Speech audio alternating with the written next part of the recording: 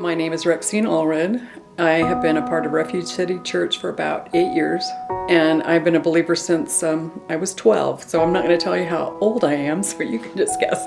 I had a friend force me to go get a mammogram, and at that time I was diagnosed with two different kinds of breast cancer, a different kind in each breast. The left breast was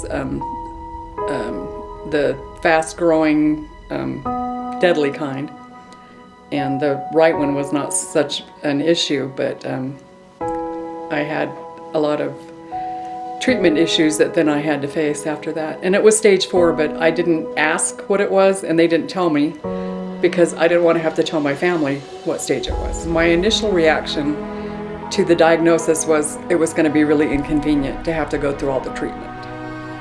And I wanted to be healed immediately, okay, God, you're my healer, and I'm going to go to you and I'm going to get that instant healing, and then I'll show people the diagnosis, and then I'll show them that it's gone.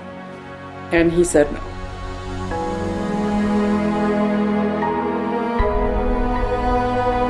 I thought about the why me's when I was diagnosed, and I thought I'm not going to ask that question because it rains on everyone, good and bad. So why not me?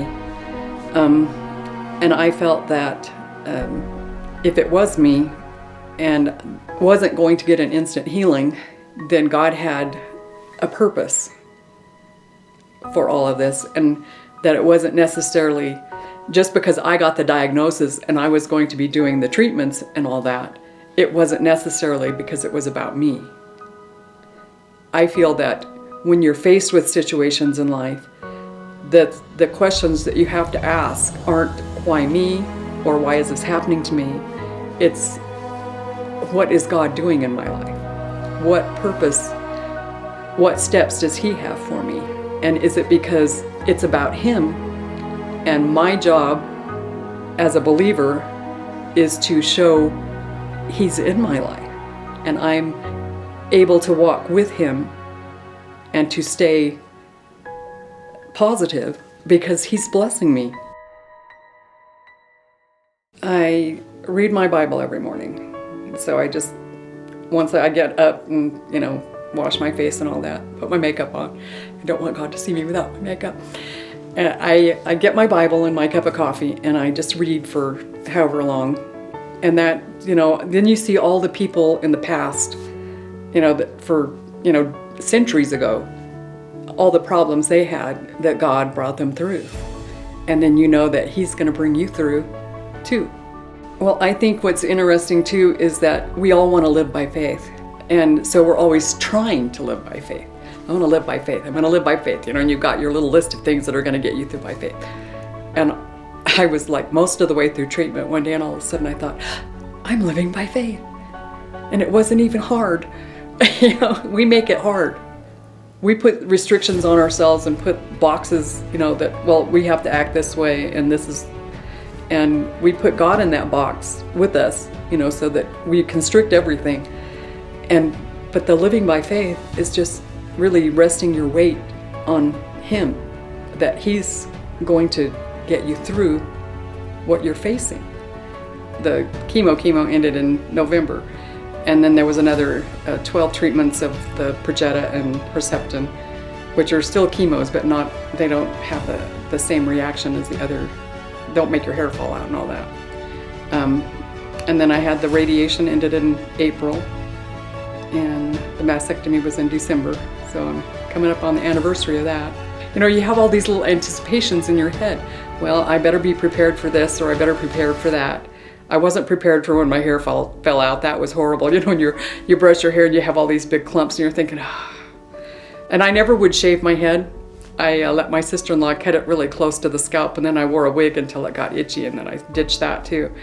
And then, you have to come, because I'm vain, And so to go with really super, super, super short hair was kind of like, oh, it's hot now, and I'm going to have to ditch the hat too. So, but I made it. And it's like, well, in the great scheme of things, you could be dead or you could have hair, which are you going to choose?